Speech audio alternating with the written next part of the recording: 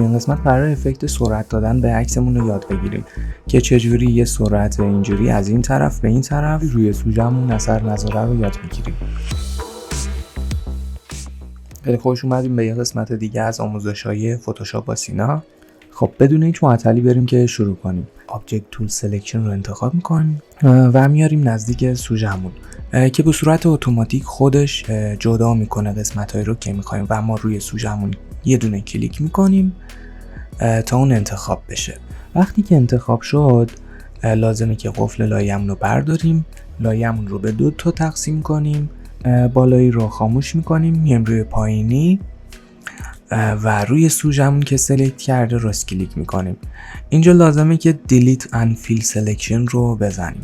به این صورت می‌بینیم که خودش اتوماتیک سوژه‌مون رو حذف کرده و اینجا می‌بینیم یه قسمت‌هایی رو جا انداخته و این اصلا مهم نیست فعلا، چون که می‌بینیم پای سوژه‌مون روی تصویر هست و مثلا لازم نداریم که بیایم اینو درست کنیم یا هرچی. دوباره برای لایه بالاییمون هم همین کارو میکنیم. از این ابزار Object Tool Selection رو انتخاب میکنیم، یه بار دیگه سوژه رو انتخاب میکنیم، این بار این گزینه ماسک رو میزنیم تا یه دونه ماسک برای لایه‌مون ایجاد کنه.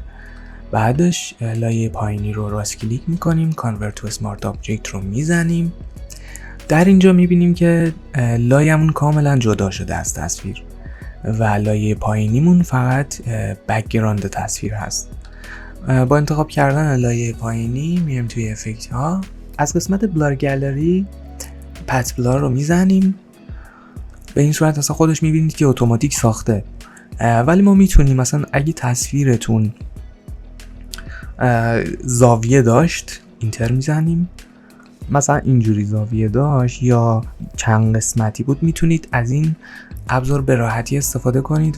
میتونید تمام اینا رو ست بکنید. وقتی که فلشاشو کشیدین از این قسمت میتونید اسپید یا همون سرعت رو بهش اضافه بکنید و کم باشه زیاد باشه، یه حد معمولی باشه که تصویر رو به هم نریزه.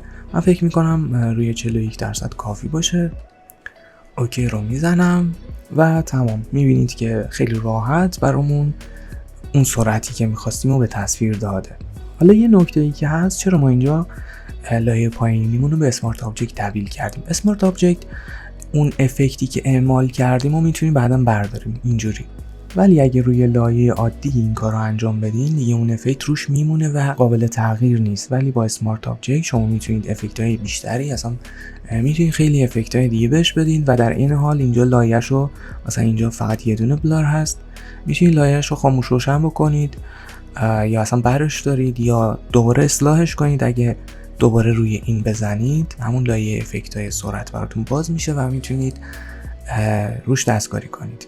خیلی ممنونم که تا آخر ویدیو با من همراه بودید. برای حمایت از من میتونید منو سابسکرایب کنید، لایک کنید و نظرات خودتون رو توی کامنت ها برام بنویسید.